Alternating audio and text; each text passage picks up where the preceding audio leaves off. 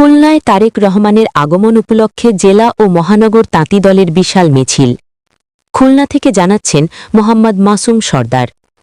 আসন্ন ত্রয়োদশ জাতীয় সংসদ নির্বাচনকে সামনে রেখে দেশব্যাপী নির্বাচনী জনসভার ধারাবাহিকতার অংশ হিসেবে খুলনার খালিশপুর প্রভাতী স্কুল মাঠে বেলা 11:15টার দিকে জনসভায় যোগ দেন তারেক রহমান।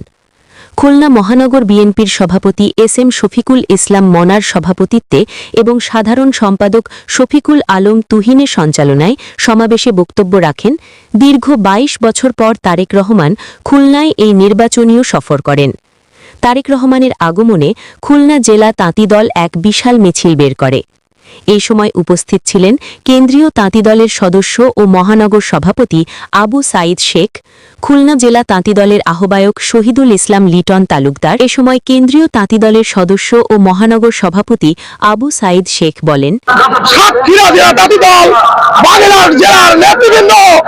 আমরা কিন্তু আজকে ময়দানে যাচ্ছি আমাদের নেতাকে একবারের জন্য দেখার জন্য।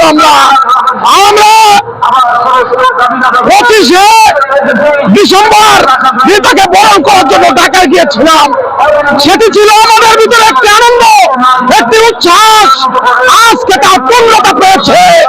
খুলনা মহানগরীতে আমাদের নেতা তারেক রহমান সাহেবের আগমন ঘটেছে। আমাদের কেন্দ্রীয় তাঁতি দলের সভাপতি আবুল কালাম আজাদ সাহেবের নির্দেশনায় আমরা খুলনা বিভাগে আমরা প্রচার মিছিল করেছি।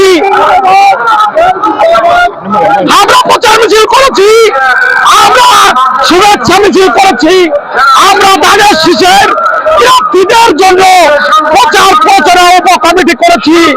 সকল কিছু ছাপিয়ে আজকে আমাদের সার্থকতা, আমাদের নেতা জনাব তারেক রহমান সাহেব খুলনার আগমন ঘটেছে।